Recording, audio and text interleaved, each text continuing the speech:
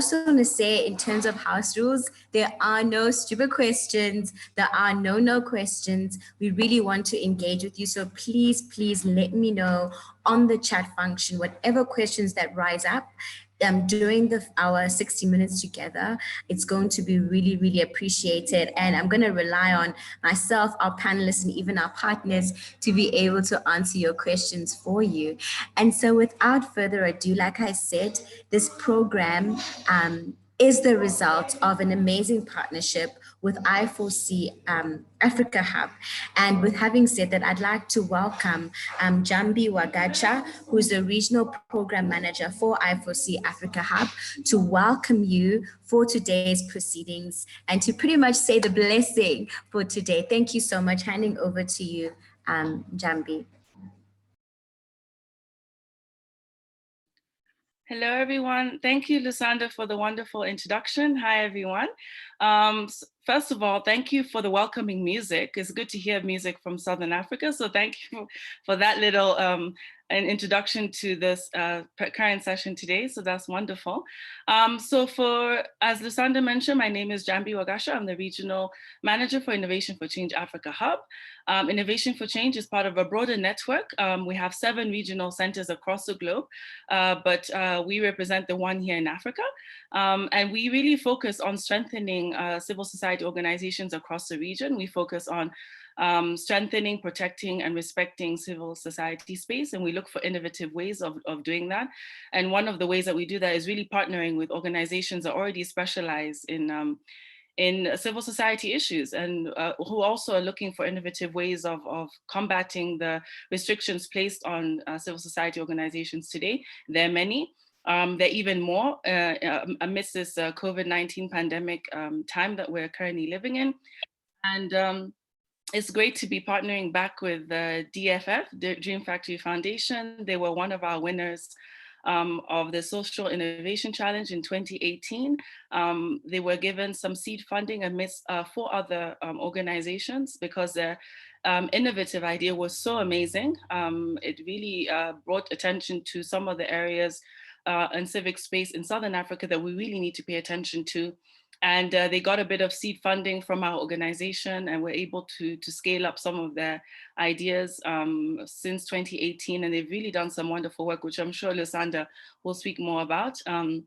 So it's really great to see them having come from where they are and to have grown to where they are today. And it's a heads up for all you organizations out there looking to work with civil society organizations and really looking to scale up and branch out amidst the challenges currently being faced on the continent today. And we look forward to the great panelists today and their presentation on crowdsourcing, resource mobilization initiatives is such an important part of our work.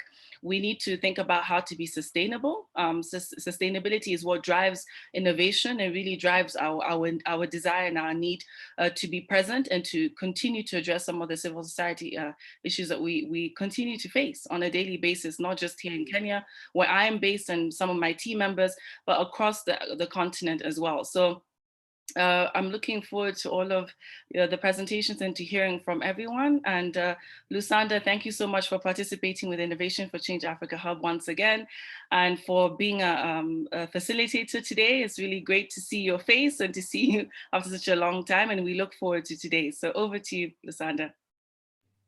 Thank you for those warm words, Jambi. I know you and I have walked a long, beautiful, not long, but a beautiful journey together. Being the CIC winners, I can tell if anyone is here, like it's really a very personal, the team walks with you, so you get to know the team fairly well. So thank you so much for that introduction, Jambi. I do realize, I think you didn't see my face earlier, so thank you so much. I got that sorted out quite early. So as Jambi preluded in our conversation, we really want to be as practical as we can, trusting that we have civil society leaders listening in who can relate with the challenges that you've been going through in this time, some of which I'll also talk into as we carry on our conversation. And our first panelist, I have 3 panelists with me today. Our first one couldn't join us live today. Her name is Iris de-Smidt, an amazing woman who's an innovation manager at DG Murray Trust, and she had to be called into a high-level government meeting, but she graciously sent us a video, and I think it really is going to set the tone of what is happening in the civil society space at the moment, particularly where funding is concerned. So she sits on the funding side in terms of being able to really understand what are funders, what are donors thinking about, how they reorganize their funding, and how can we as civil society leaders, NGO leaders, capitalize and take advantage of the times that we're in, instead of finding ourselves in really real trouble. So with that said, I'd like to then hand over to the technical team to please play that video from Iris de-Smidt for us. Thank you so much.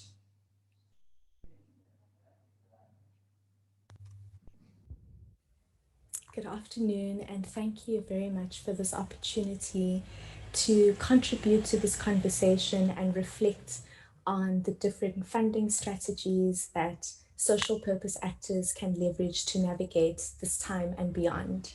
My name is Iris Nxumalo de-Smidt, and I work as an innovation manager in a South African philanthropic organization. My work seeks to advance the strategy to nurture an innovative and inclusive society.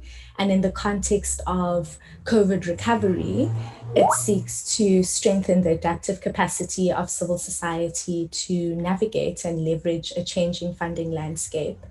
While the strategy is emergent and our approaches are still surfacing, what I would like to share really is reflections, right, on this topic, focusing on three components.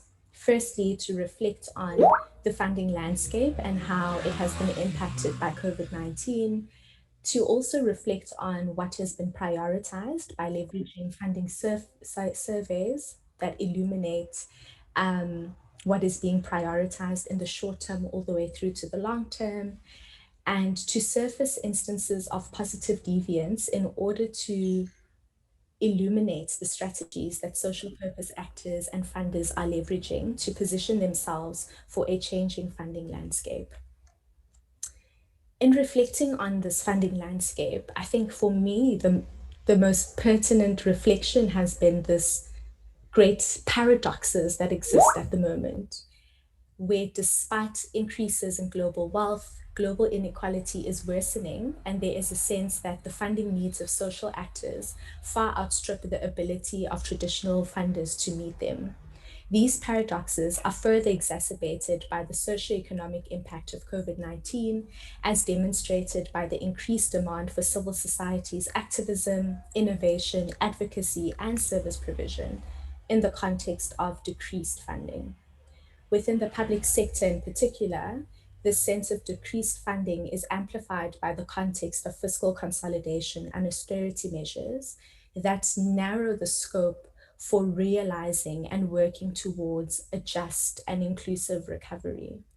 In the private sector, the impact of the economic shocks of COVID-19 and pending economic recession on endowments has resulted in shrinking endowments and philanthropic organizations thinking about approaches to manage these shrinking endowments, either through decreasing their contributions or radically increasing their investment in social purpose actors as a way for them to advance their developmental and justice objectives.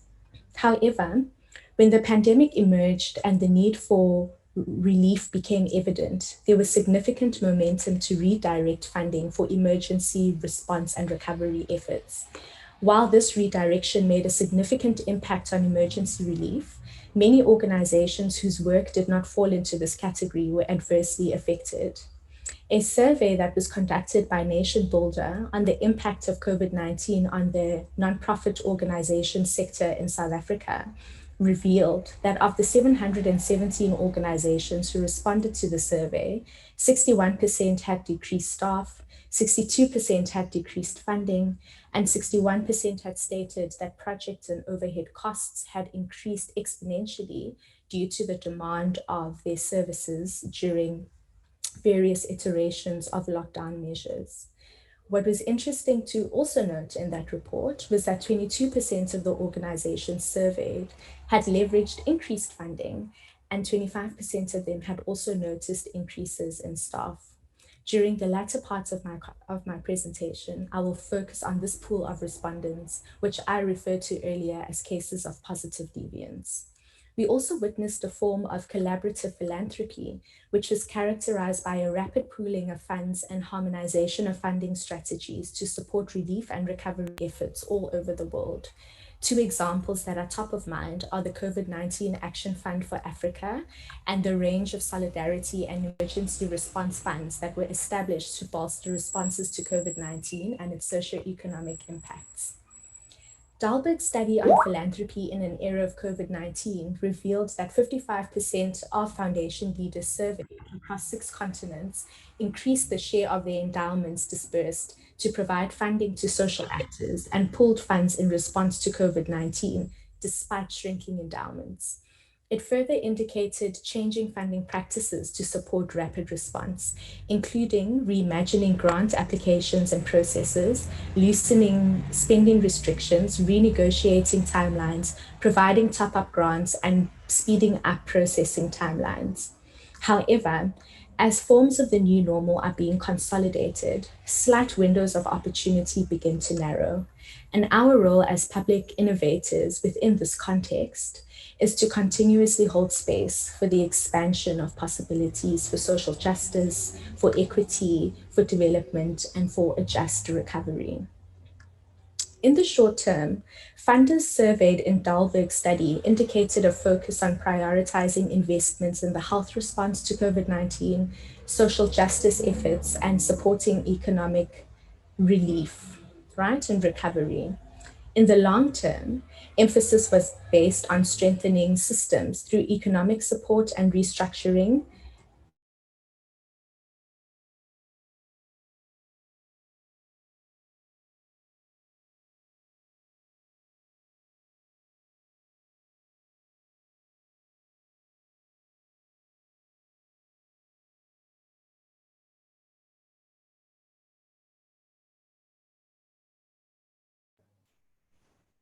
I see that we're facing a technical difficulty over there.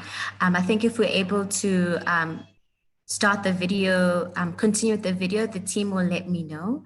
Otherwise, we can definitely continue. So I'd like to introduce our second panelist. And just by introduction, I must say that even for me, Lusanda, who is running an NGO, an organization myself, I think the first time that lockdown was even announced, I think the first 2 weeks, I kept receiving cancellations, postponements, pretty much the realization of a shrinking endowments. I think I could account at least 5 or 6 partners that we had established partnerships with for 2020 that simply said, there's nothing we can do. Our hands are tied. We can't do anything. And I think I can totally relate with the feeling of many civic society leaders at that point. The question of what do we do now? How are we going to survive? How do we even navigate working virtually? And for me, in preparation for this event, it was very important that we truly live out what it is that we are trying to do through this event. And so one of our core partners is the panelist I'm going to introduce, who her name is Captain Kgomotso Phatsima, an incredible woman who is bold, who's doing incredible work here in Botswana. So even where I am right now, we're using her physical space to be able to host this. She's opened up her doors to us. We'll be working with some of her youth later for the second event at 2:30. And Iris touched on these aspects about the importance of collaboration in these times to be able to thrive as the civic space. So in introduction, just to give you a snippet of who this amazing woman is, she's the founding president of Dare to Dream. Dare to Dream is a groundbreaking organization supporting specifically young women to forge careers in the aviation. And why aviation? Is because Captain Kgomotso was one of the first female military pilots, an extraordinary achievement if you consider just just her being a female and being in the aviation space. And so her story is truly remarkable, and I'm so honored that she would be here today. And so Kgomotso, just coming to you, give us a sense, a taste of coming into this period, COVID-19 and beyond. What have been your challenges? Thank you so much for that elaborate introduction. Like she said, I am Captain Kgomotso Phatsima. I'm the founder of Dare to Dream. I'm based here at Botswana Innovation Hub, Science and Technology Park. We are dedicated to the advancement of youth, women, and girls, and STEM, as well as aviation and aerospace. When COVID hit us, we had just signed another contract with our biggest sponsor, which is Airbus. And then Airbus said that their biggest client, which is Emirates, have canceled the airplanes that they wanted to buy. Now they cannot be able to fund us for 2020. I went into a depression. It was very hard for me. And I even thought of calling the commander and asking them that, can I go back to the Defense Force now? Because I had already resigned and fully focusing on this organization. So for the first 7 months of lockdown, I was so depressed. I didn't know what to do. But I realized that I needed to stand up and do something about the situation. Most of our supporters, most of our sponsors have been international. But across the country in Botswana, it has been very, very difficult to get sponsors. But I started reaching out to the organizations such as Air Botswana, the Civil Aviation Authority of Botswana, and we started a groundbreaking initiative called the Fly for STEM Southern Africa, where we are flying young people in Botswana and then expanding to 5 Southern African countries in partnership with Air Botswana and the national airlines of the 5 countries that we have chosen. From there, things started working for us. And then this year, Airbus renewed our contract. Now we are going visual with Airbus, something that wasn't our main thing. But to tell you the truth, during COVID, I broke down. I didn't even know what to do. I had to let go most of my employees. Just right now, 3 or 4 of them have come back. The other 10, I couldn't even get them back into the organization. Thank you.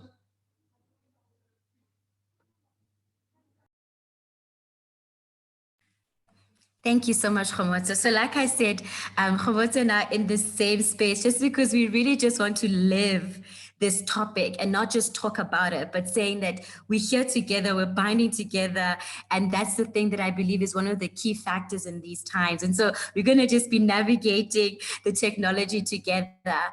So that's why you keep hearing the echoing, but that's purely for that. So Kgomotso, before we just delve into the details of, from depressive state to where you are now, I just want to also just welcome our second panelist, Christopher Seagateng. Christopher has ventured into youth empowerment at the tender age of 18 years. He's a youth activist, he's a writer, an artist, and an innovator and a motivator. He's the current chairperson of the organization called BW Jobs for Graduates, a youth-led organization which strives to fight unemployment among the youth. And so, Chris, for you, it was so important for you to have you in this conversation, because for you, your mandate is to work with young people. What are you telling young people at that moment? I want you to take us back to March. What was happening with you internally in your organization? And most importantly, what were you telling your constituents at that point in time? And before we also just dive into what you are doing now to be thriving in this time. All right, thank you for the introduction as well, and hello to fellow young people across who are also watching this webinar. For me, I'll say that when the lockdown was announced in April, we already had plans as well as young people within our organization, how we are going to conduct ourselves. But one thing that I want to say is that along the way, we started to realize the opportunities that are arising with this COVID, because now more than ever, it proved the time to shine and show our skills that was more needed, specifically looking into issues of transitioning and where a lot of institutions or a lot of more actors were migrating to the virtual space and utilization of social media, which is something that we've been priding ourselves in as an organization, where we are sitting at over 150,000 followers only in Facebook. And for us, it really means that we need to look into what can we do best about this numbers, what can we do about this social media presence.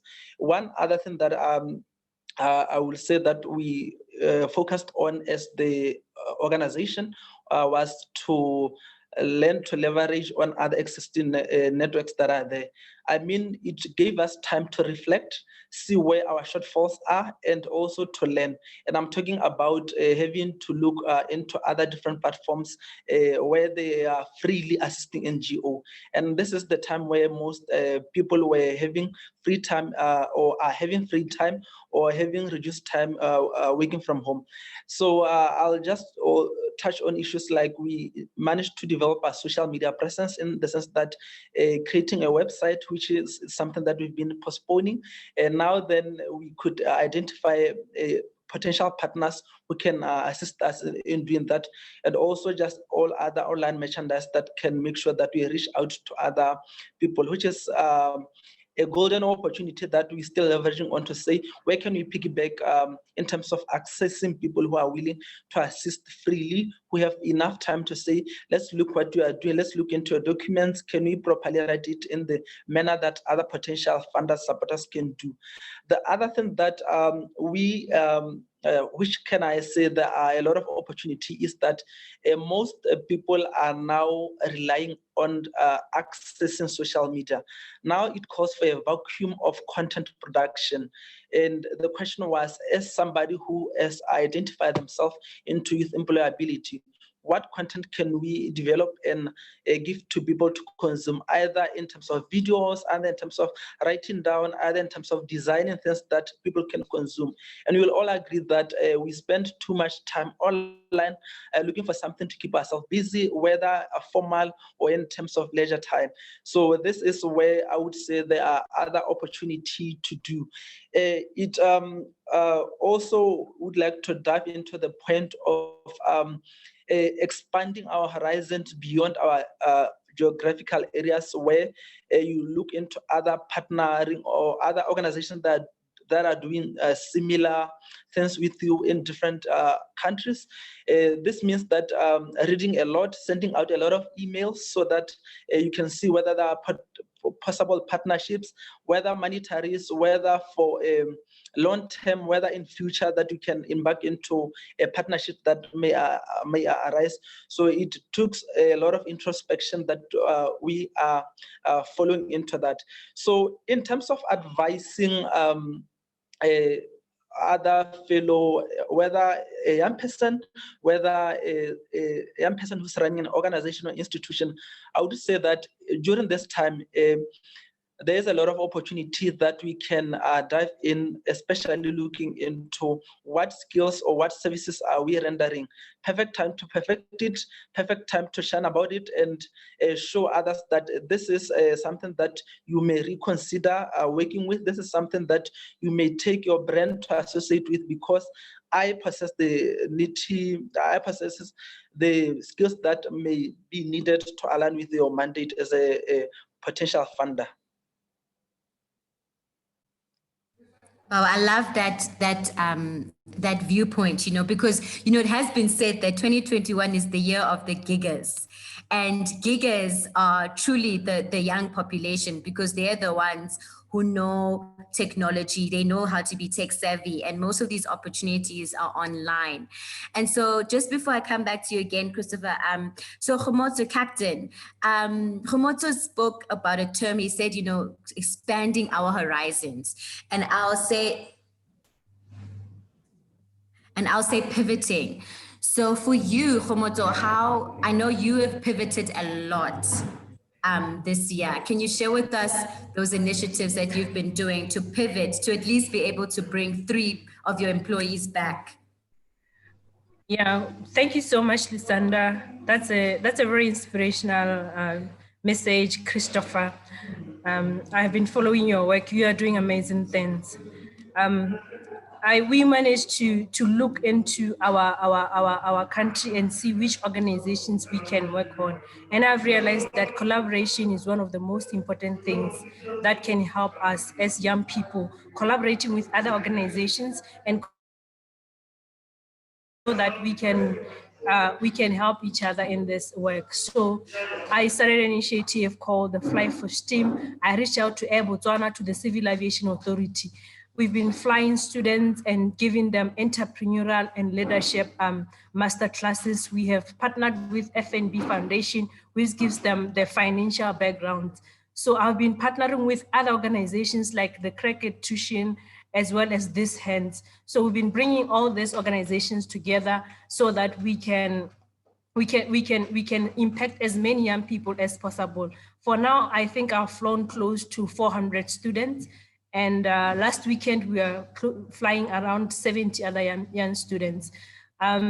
Today, most importantly, we brought young people all the way from Sirinani village.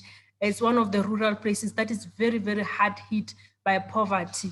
But we managed to source out sponsorship from our funders from United States of America so that we can bring these young people to celebrate the commemoration of the International Women and Girls in Science Day with us. So we have been reaching out to a lot of partners in our space, and we realized that a lot of companies want to do CSR with us. But before COVID, a lot of companies didn't want to work with us. The only companies who believed in us were the Americans or the European companies, for example, like Airbus. So in Botswana, it was very, very difficult to penetrate. But after COVID, I realized that even in Botswana, I didn't even know that a girl child like me from very humble beginnings can actually hire the whole aeroplane, national airline for that matter, for their organization. I didn't know that that was possible. But until I went to Air Botswana and told them that, Air Botswana, we have this initiative. Can you please partner with us, and can you please give us a discount so that we can make a markup and I'll be able to pay my employees that I'm with? And then they agreed. I didn't know that that was possible. But due to COVID, after COVID, they realized that they really need us. We really need to put out there that companies are really doing corporate social responsibility. We are also partnership of FNB. FNB came on board. They brought in master classes for financial literacy, for accounting, for opening up accounts, which beefed up our processes. And also it opens us to other networks. So we've really been pivoting and trying to reach out to other young people. To young people who are here in this platform, who are listening, I urge you to collaborate with each other. Reach out to each other. You don't have it all figured out. Even us, we don't have it all figured out. That's why we reach out to other organizations, to other young people to say, come on board, let's do something together. Together we can do more, and together we can change the narrative of our communities, our countries, and the African continent. Powerful, powerful, powerful. Collaboration, collaboration, collaboration. I think that's probably going to be one of the strongest takeaways, on our key fundraising strategies that we can do to be able to thrive in a shrinking civic space. And, just to listen to Kgomotso's story is that, if we can't take to the ground, why not take to the air? And I must say as well, Kgomotso, I can also relate, as our organization was also expanding here in Botswana, one of my first observations was the notion that people didn't want to collaborate, because we're a small community, people wanted to keep to themselves. But I can see, and even from what you are echoing as well, that the people are now more opening their hands because of the challenges we're facing, to say, how can we work together instead of operating in isolations? And look where we are now, we can even do more. And so even on that note, Kgomotso, I see you didn't mention the cutest pivoting project that you're doing over the weekend, which is allowing couples for Valentine's Day to go in the air. And so I think the important thing is just seeing the level of innovation that this time and the opportunities that this time provides for organizations to really, really, really think out of the box. So going over to you, Christopher, so you mentioned that you have this incredible database of close to 500,000 young people. And so what are the one or two opportunities that you are seeing that civil society leaders can take advantage of in terms of raising those funds that they need to keep going? Thank you for that question. I think that's what worked mostly for us during this time. The question was that you have this lot of data. How then do you manipulate it to make sure that you gain traction? How then do you make it relevant so that you can be able to sustain yourself as an organization?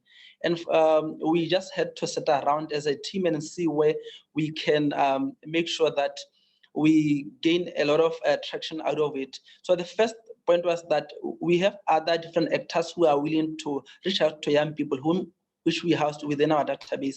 So we developed a rate card to start because for the past 8 years, because we just turned 9 this Tuesday. For the past 8 years, we've been advertising job opportunities for free within our platform. So we started to formulate a rate card to say, this is the rate that you need to pay when you want to advertise a job post within our platform. If you want to host a information session that is more targeted to the audience that we house, this is how much we'll be hosting for you for 30 minutes, for an hour. And I wonder how I missed advertising this particular one within our platform. We could have at least gained traction so that we continue surviving. And one other was to make sure that we managed to boost posts for those who want more reach within our platforms. And I will say that having to introduce this, particularly this year, we managed to get more than 5 customers, big brands like Nando's Botswana advertising and boosting post with us, Sintebale, to do a live streaming within our platform to target young people living with HIV/AIDS in terms of accessibility. And I also say that other than having this particular numbers within our platforms, we also have a database segregating young job seekers in terms of their qualification, the experience, where they're based, as much as the agenda. So a particular company would want to say for example, Maung is hiring 10 HR, you give them 20 and they can be able to interview. That 20 we incentivize to say, give us 150 per individual, then you can interview and take whom you are doing. Other than that, I would say one thing that we should also be intentional about is that never underestimate the part of your network. The question has been asked, what can we assist you with in an organization? We need t-shirts, we need to cover the internet. And these are some of the things that prove to be working, where you get somebody to say, I'll cover your volunteers transport money. And we also expanded our horizon to say that we need to reach out to other funders outside our scope, being Botswana. And to this end, during the COVID, since April to this end, we managed to acquire 2 funds.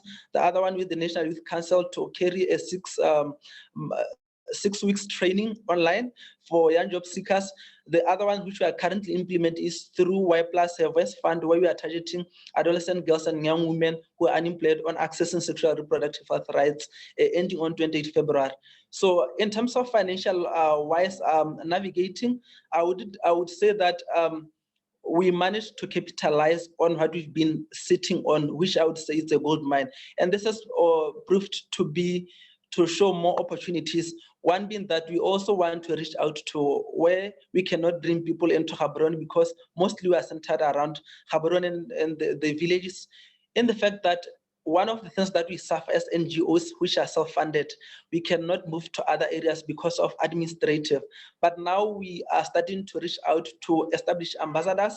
Say, for example, if in Francistown we can be able to establish and do trainings for 3 days, fee for a service, those people are attending. They need also to say that we are taking a responsibility of what we want to do, and we are incentivizing this, and this will help us in covering the cost that allows us to travel. So in a nutshell, I'll say that that's how we've been trying to reach out to our financial needs and make sure that we still stay relevant in these trying times. I love those key points. You talked about, using the gold mine that you didn't know that you have, which was your database. And I think with Captain, it was access into the aviation industry, and those being, the bread and butter that is allowing you to stay afloat. So I want to challenge our listeners to say, what you have is what you need to take you through in this time. I think that's been an important thing. And even for us, I mean, if I reflect back as an organization as well, our ability to be tech savvy, you know, to understand the gig economy has also been what's been so helpful for us to keep going. You know, being able to take on those jobs where we're tutoring young people virtually or training people virtually. Because, for example, some of our corporates are saying, okay, we can't do face-to-face trainings. Can you do virtual ones? And if we didn't have the knowledge and access to be able to do that, would not have been able to take advantage of that. So I think for me, I'm really taking away that look within and see what do you have and how can you capitalize with what you have. And so having said that, Kgomotso, I noticed that when the kids were here, you were giving them, there were packets of pads. So Iris mentioned the idea of taking advantage of grants for rapid response. Have you been able to take advantage of those opportunities? No, I haven't been able of taking advantage of those opportunities. If there are those opportunities that I can take advantage of, I really love them. The pets were donated by a friend of mine who owns a company that does pets. We are also right now rolling out an initiative for Airbus Foundation that needs young people to have tablets. And my organization here, we only have 25 computers and 10 laptops. And last weekend, we had 50 young people coming here trying to log in and learn the stuff from the STEM perspective offered by Airbus. And I realized that I don't have enough resources for me to impact as many young people as I can. So I think even being part of this platform is going to help me so that I can actually apply for those grants so that maybe I can be able to buy the resources that I need and be able to impact as many young people as. Right now, these young people are coming from rural areas. They've never seen the airport. They've never seen a plane. They've never touched a computer. So we would love to go out there and impact them, but we can only do so by being part of these grants, by being part of this, applying for these opportunities so that we can have as many resources as we want and impact them. Awesome. And one thing I love about this function that we're having today is that it's a prelude towards the launch of the Innovation Grant Challenge, a social innovation challenge, which people, the likes of Christopher and Kgomotso, are able to apply for. And so I think this is the important thing, is that we have to share these platforms such that captains are able to take advantage of opportunities where they're able to leverage so they can continue the wonderful work that they are doing. So Iris was talking about rapid response grants. So rapid response grants are pretty much those grants which are given a certain circumstance. So for example, if there's a flood in a particular area, then certain monies will be available for that. So for example, in South Africa with our organization, we managed to get a rapid response grant to be able to bring food into communities for 40 families. And so that's what I've also noticed in this space, is that if your organization can position itself to say that that we would like to do X has happened in this specific community, and we would like to do that. There's been an increase, and Iris has mentioned as well, of that funding being made available. I also want to tap into crowdfunding. Christopher, has your organization looked into crowdfunding at all? Yeah, we have done that, and I also wanted to do a follow-up comment on that, being that when Captain was alluding to how they got other partnerships and opportunities, I think one of the things that we also was a shocker to me is that how I managed to relate unemployment and sexual reproductive health rights services. And for us, because the mindset shift will always be that Captain Kgomotso is to interest them. But like you said, how then can she be able to fit and pivot and do something related to something completely? So that has been the conversation that I also realized, that we've been also limiting ourselves in terms of thinking capacity and reaching out to. So it all came now to say, how can I link what I'm doing, which is one, I'm targeting a young person. How am I linking unemployability to HIV/AIDS, into technology, into young women, and so forth and so on. Now then you can have a lot of a pot to pocket into. And one other thing that I also want to allude to is how we managed to apply to so many rapid response grants. And just maybe from the top of my head, I'm thinking more than 30. And with those comes a lot of rejection. And that's also a learning curve to say, you get rejected, you perfect up until something great happens. And I'm currently applying to 3. I think I'll share with you, then you can be able to share later in the platform, where I believe that most can fit into the small grants, but also, like you said, the rapid grants that are willing to assist to say, what can you do with 5,000 to 5,000 USD in the next 3 weeks? What can you do about 25,000 rand in the next to celebrate Women's Day, so forth and so on. But in terms of crowdfunding, we currently applied to something which we are yet to launch to look into that issue of crowdfunding. And I hope as the time unfolds, we'll be able to share and piggyback with this network and platforms that we are already diving into. Thank you so much. I love the generosity of this platform. So Chris, you're welcome to put those links on the chat function. And while I actually talk about the chat function, I just want to see, I see 2 comments here saying, wow. Thank you for sharing your pivoting in 2020, Kgomotso. Hiring a plane, that's big. I know, right? It's huge. I'm enticed to think not only out of the box, but at greater heights. That's amazing. Then the second comment says, you're welcome. We really had to come up with innovative ways to thrive and stay working in these difficult times. I want to just do a short comment as well on crowdfunding. We did our first crowdfunding last year. We managed to raise 10,000 Rand. I was always kind of like averse to doing crowdfunding, but I thought it was such a great exercise to learn from, because we realized that the core of crowdfunding is really having a compelling story. And with that compelling story, really having an incredible network to be able to leverage from.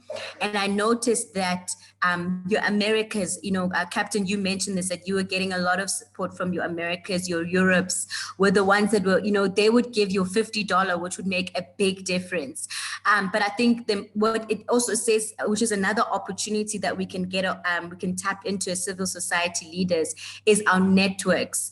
I think, Christopher, you also mentioned that a lot, really consolidating our database of networks such that when crunch time does hit, which it did hit, you're able to access, like Captain has, the sanitary pads from a friend, who runs these organizations. So I think for me, with crowdfunding, it is a really great platform to tap into, but without a strong network, you won't be able to raise the monies. But I think it's an opportunity for us to really strengthen our networks at this point.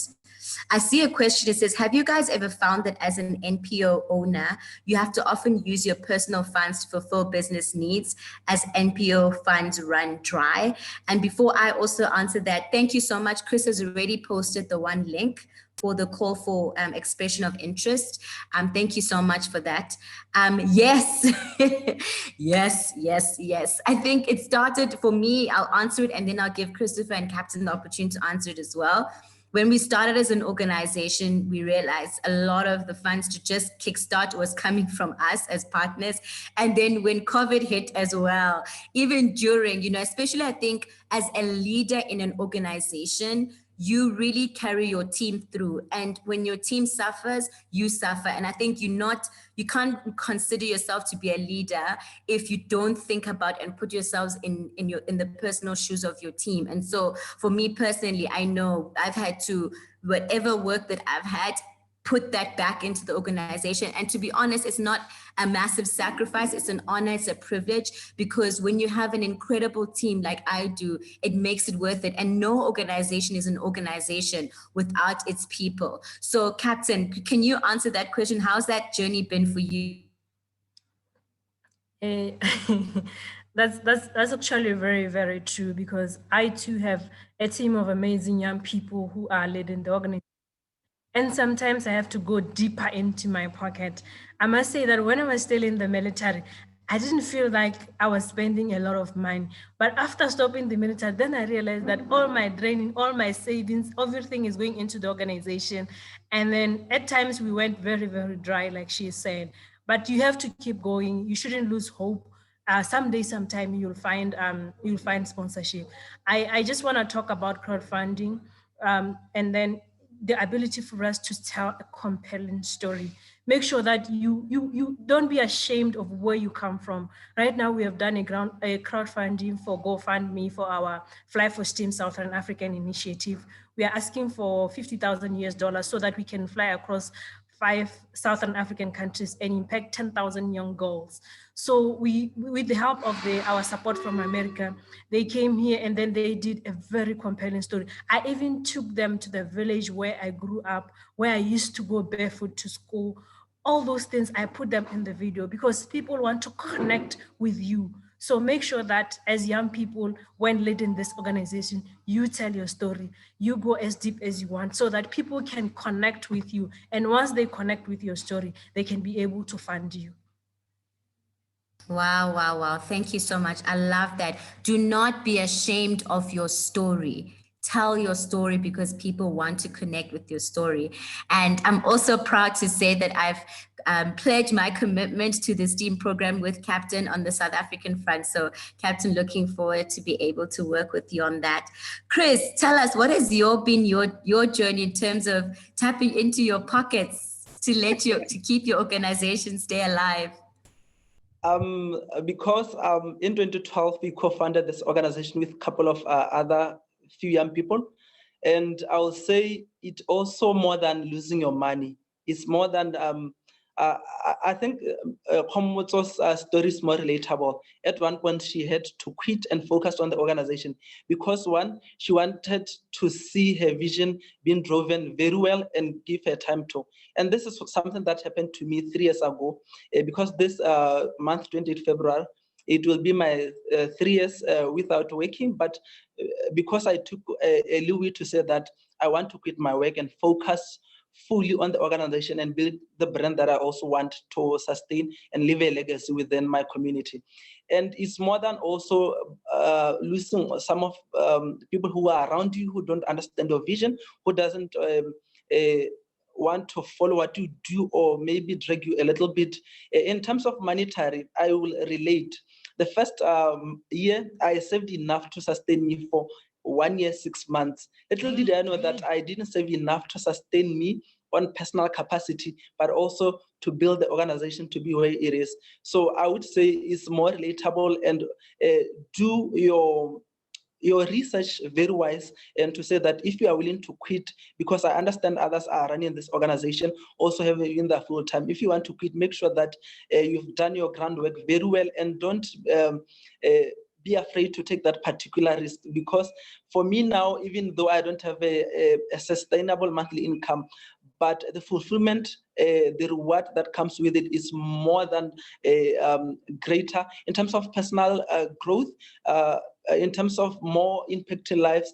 It's something that I go to sleep every day knowing that I've impacted a young person to make sure that they have the career development or the dream of working being realized. But also to say, who's Christopher? How can he grow? How can he grow others that he works with as well? Wow, wow, wow. Thank you so much. I think all of us can honestly relate on this panel. And so does Emma, who asked the question, because she says, thanks for sharing. I find it harder to finance the NPO out of pocket since leaving formal employment. So I can relate to Captain's comments. And Scholastica was responding to our crowdfunding conversation. So they say young organizations need support on how to create their messages that attracts the funding. So true. Importantly, the ability to let your networks help in contributing. That's really, really powerful. And thank you so much for that feedback. We only have a few minutes left. And with that, I want to really start with, go back to how Captain started her initial story, which was when lockdown hit, she really felt depressed. And yes, we're talking about how to bring in the resources, the capacity to keep going. But I believe your mental strength and your mental agility is important to be able to sustain and to give you that power to keep continuing. So Captain, and then I'll go with you, Christopher. Captain, how did you move? What was that turning point from I'm really depressed, I have to let my staff down, to, okay, here's an idea, let's run? I'm a soldier and the military flows in my blood. So one day I woke up and ran. 5 a.m. I was out and running. After that, I knew that I told myself that I didn't leave the army to fail. I have to succeed somehow. So I started running that week. I started coming up with ideas. I started knocking at doors. And young people who are listening right now, I want you to go out there and knock at doors. Ask for help.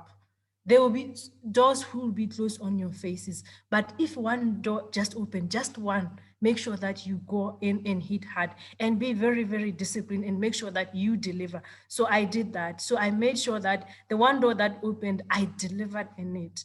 And then I ran every morning, 5 a.m. every day. I was out running. And then that helped me so much mentally, exercising. Also, I would like to tell young people out there who are listening that exercise, eat healthy, drink lots of water. Those things on its own, they will make you feel good about yourself. And then prayer. I pray quite a lot. I believe that there is a man upstairs who is watching all the good work, everything that we are doing, and all good works out for the best of us. And he has great plans for us. Thank you. Wow, wow, wow. Run, take care of your body and take care of the spiritual component as well. Pray, pray, pray. And I see some comments from Demel as a Captain, fire, prayer, lifting up of the hands. I definitely agree with you with that. Christopher, what did you do in those moments where you're just like, you go hot? Yeah. Part of the sentiments I do share with Captain, and maybe just an addition to it, is that surrounding yourself with positive energy. I remember, because we had a couple of lockdowns and curfew, at one point I had to move for the entire month to associate myself with that positive energy that I'm talking about. I had to move with friends so that I can have people surrounding me whom I know they really believe in what I do. They give me a lot of inspiration in terms of support and just to idealize a lot of things. One other thing that I also did was that, like I said, I learned and I learned new things. Others will say I buried myself in that, but I have started to see more of its results in terms of, I did a lot of writing, because also that's my background in writing. I did a lot of proposal, which others I applied for, others I just packaged so that when the right time comes, I do. I read a lot about youth employability, toolkits, ILO, and reached into other different organizations. So I really had to keep myself very busy. But the issue of detachment, like I said, in terms of positive energy, I remember there was at one point that I had to shut the entire social media, because I believe that a lot of information that was triggering all those failures that I said, why me after all this? So I just had to, where you can go and meditate and get away from all this negative energy that you do. So it's okay to detach and take a rest a bit, so that when you come, you are refreshed, you know which platforms or which information to consume. So that's what I would really share and what worked for me. Wow, I love that, Christopher. Physically moving to be able to attach yourself to positive energy and saying it's okay. Don't always be on the social media. Especially I think as a social civil society leader, I think because we're always thinking about the next step. It's more difficult for us to say, you know what, right now I need to take care of myself. And for you to just give us that freedom, Christopher, thank you so much. The liberty to say it's okay to detach and take care of yourself. Everything else will take care of itself. And I love also, Captain, also echoing for you, you've been saying so strongly that just because 10 doors close, when that one opens, it's worth it. So don't be afraid. I remember once I was messaging you and you were saying, I'm literally in the middle of traffic. People know who I am because you are a public figure in Botswana and people are saying hello, but I'm gonna push through these flyers and I'm gonna push this event that I'm doing. And for me, that was just telling of your character, of who you are. And both of you, I really wanna honor you and thank you so much for being so generous with us today, with your stories, sharing with us the things that you're doing that have keeping you alive at this point in time. And so having said that, Njambi, what are your thoughts? I feel so moved. I feel so touched. How has this broadcast been for you? And I'll allow you to do the closing statements. But I just remember, just before I do that, Christopher and Captain. Firstly, Captain, is there anything that you want to say to close us off today before I allow Njambi to officially close us off? Please go ahead. I just want to say to young people that be fearless in the pursuit of what sets you still on fire. Like I said, it's not going to be easy. A lot of doors are going to be closed on your face, but know that you have to push, you have to wake up and show up every day and make sure that you are dedicated, you are disciplined, you exercise, you pray, you eat well, and everything else will come out for the good of us. And also, most importantly, collaborate with each other. You will not only succeed, you will soar. We are where we are today because of the collaborations, because of the resources that we are getting from other people that we don't have. Most importantly, we don't have it all figured out. But if we don't know something, we go to people who have it and ask them to be part of us. Go out there, work with other young people. Together, by working together, we are going to change this continent. Thank you. Amen. By working together, we're going to change this continent. Before I head out to you, Christopher, I've just been reminded, please give us your feedback on today's conversations. I4C Hub wants to host more of these within the continent. The link for the feedback form is on our chat function. Please take time to let us know what are other topics that you believe that we can touch on. They're going to be beneficial for you. Christopher, what do you say from working together, we will change this continent?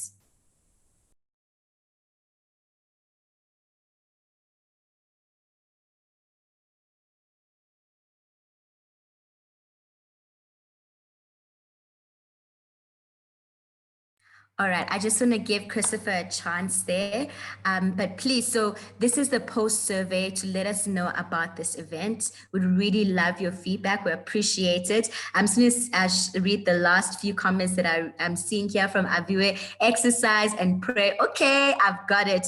Gloria said, well said, Captain. A healthy mental state is important to be able to execute. Thank you so much for that feedback. Christopher, I don't see him unmuted, so I'm going to hit straight to, okay, you are, all right. What do you have to say for us, your closing statements? It has been a wonderful interaction from both the comments and different speakers. I would say that this has started a new journey of networking. And I believe that, like I said, we can only manage when we collaborate. We can only manage when we learn and unlearn. And try to make sure that we follow each other, read about the work where we fall short, be able to reach out, and let's utilize those opportunities. Rejection is redirection, and let's keep on applying and writing those proposals. Thank you.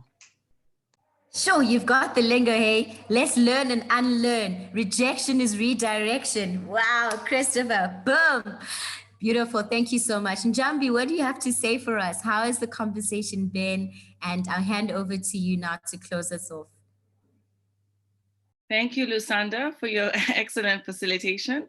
Nothing to add, but this has been an excellent conversation so far, and it's great to hear from everyone. And I think we undermine the importance of mental health in the work that we do. I think we need to pay more attention to that because mental health is the beginning of everything and how we start to collaborate on many of these innovative and brilliant ideas that we have. So I think it's heading us in the right direction to be able to open up the space to have these conversations before we get to the part where we really start to innovate and making social change across the continent. So thank you everyone for your vulnerability, for your ability to speak about these things. things. It's not easy, but we're heading in the right direction. I think this is a good starting point, and we have this platform. And as Lusanda and the other panelists mentioned, let's reach out and work together and network in the best way possible to ensure that we're doing the work that we're passionate about and the work that interests us and work that can make social change on this continent. And with that being said, just a segue into the potential opportunities out there for you guys looking to innovate and create social change even more than what you're currently doing is we're launching the Social Innovation Challenge, the second cohort of our Social Innovation Challenge, which we first launched in 2018, and we're going to be launching a similar one this year, this month actually, in upcoming weeks. And it's really around different ways of creating social change, but specifically around 3 different other themes that really enhance our perception of what's happened with COVID-19 and a focus on the pandemic. Because I know that there's limited funding. We spoke about sustainability and resource mobilization and fundraising. This is an initiative that can help you guys out with finding ways that can contribute to your communities really suffering and struggling during this time. So the Social Innovation Challenge has 3 key themes that we'll be launching very soon. It's around government accountability and transparency. We have supporting marginalized and vulnerable communities. And then the third one is community rights and resilience.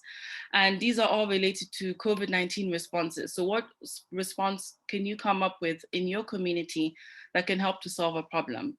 And we'll be launching a call for these applications very soon. And we really encourage organizations to work together and come up with innovative ways. We encourage youth organizations, CSOs, cooperatives, community and people's organizations, social enterprises, and we're looking to scale up these innovative ideas. So these ideas can relate to technology, they can be policy relevant, they can be related to research and advocacy, as long as they relate to COVID-19 and trying to find an innovative response to what's currently happening on the ground. And the important thing is social impact and what sustainable ways can your ideas contribute to your community and your country. So to delve into more about what these key themes relate to, government accountability and transparency relate to mitigating opportunities for embezzlement and misuse of resources devoted to COVID-19 in your countries, and supporting oversight of rescue packages, economic stimulus measures, defending human rights and access to information that relate to civic space, especially for those regions impacted by COVID-19. Supporting marginalized and vulnerable communities, which is the second theme, looks really into launching support networks for marginalized and vulnerable communities, including women, youth, refugees, creating more innovative solutions that connect vulnerable communities to local governments and international and human rights platforms. And the third theme is enhancing related to community rights and resilience, is looking into enhancing communities' understanding of human rights during this particular pandemic and harnessing civic innovation towards communication of real-time effects of COVID-19. So accurate information around human rights issues, information related to how to reach communities, and reinforcing people's involvement in government response to COVID-19. So the timeline and the structure for this, we're looking to launch very soon. We can't confirm the dates yet, but it's definitely this month. So please all be on the lookout on our social media platforms, as well as our website for information regarding when the applications will be open and when you can start applying for this. All the information regarding the guidelines will be on the platform itself. So please be on the lookout for that as well. And as I mentioned, the ideas we're looking for should be promising and should be in the form of research activities on the ground, new technology and an app or training tool that can affect change within your community around the 3 thematic areas. We really encourage all of you to apply, especially if you work with people, with organizations that do civil society work, that can come up with an innovative way to solving a particular problem is very, very key. And we really hope that each sub-region across the continent can be represented, because we want this initiative to be balanced and to address problems that arise from each sub-region. So not for it to be heavily biased towards one particular area. And eligibility, we're looking for applicants and individuals and teams, so as large as 5 people. We're opening up the initiative to all types of organizations that work around civic space. And then our criteria for evaluating the innovative ideas coming out will be an audience and expansion. So looking to the social impact and the number of countries that your idea will serve through this particular initiative that you're launching. Association, we're looking to how expansive the project can be and the coverage it can have across your subregion. Related to the 3 key themes. And also, is it a technology enhancer? Is it product or service accompanied by development or feature? Does it have a technological function? Does it have a social media analysis tool? You know, as we talk about embezzlement of funds and misuse of funds, is there a tool that you can come up with measuring how government response is happening in your particular region? And can the app be used to enhance information exchange in the sub-region? And I'm sure you're very interested in the benefits of this social innovation challenge that Lusanda can speak a bit more to as she does her own closing out statement. But we'll be sponsoring the 8 best ideas in the continent. And then each idea will walk away with $10,000 for research and design support to help you scale up these ideas. In addition to the monetary award, we'll be looking to have a mentorship program for the innovators, the winners of this particular challenge, a year-long mentorship program.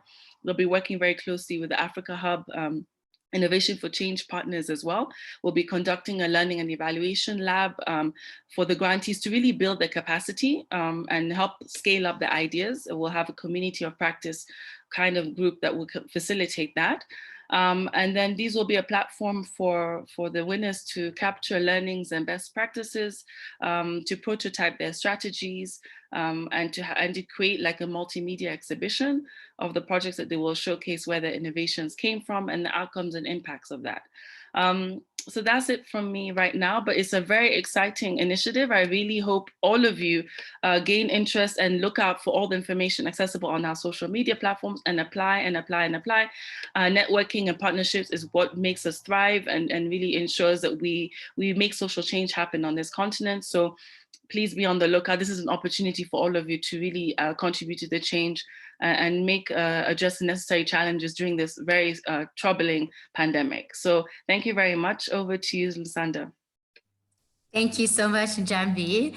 Actually, what I will do is a taster to say that just in a few more minutes, we're going to just be having an event and another Zoom link just to talk about the fund specifically, how our organization tackled the application process and how the experience has been to be part of this. So please do join us so that you can gain some tips and trades for you. But I must say that it really is something worth applying for. And thank you so much, Njambi, for just providing more information on how to apply, what to apply for, what the themes to focus on. So having said that, thank you so much, everybody, for joining. It truly has been, for me, a truly inspiring event, and hoping that we can have more of these I4C Africa Hub events in the Southern Africa region. I know it's happening in different regions. Thank you so much to our partners. Thank you, Njambi, to you and your team. It's been a beautiful journey. Have a great afternoon and happy International Day for Women and Girls in Science. So thank you and have a great day or a great evening if you're joining us from another part of the world. Goodbye.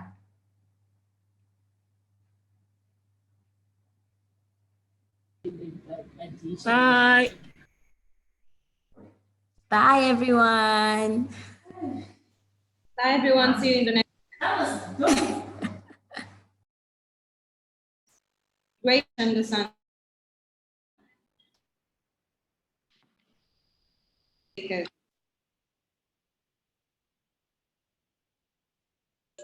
Lusanda, how do we connect to the next one?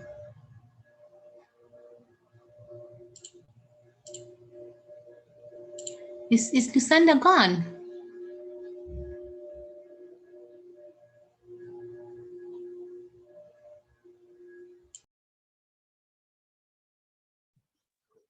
Hi, my name is Frederick and I work with the Africa Hub. I think the next one is in about 12 minutes.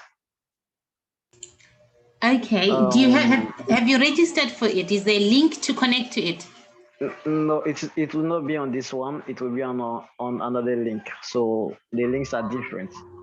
This one is around fundraising, and the other one will be around the social, the challenge. So I think normally you should have received 2 links, so you register for each of the event. So yeah, so there are 2 different links. Okay, I only got one. Is there a way to get another link? Oh, let me see. Thank you. Let me see. Let me see. Okay, let me try to send it here so that you can go and register. Yes. Then let me send it here before we close this one. Yeah, it's gonna. Okay.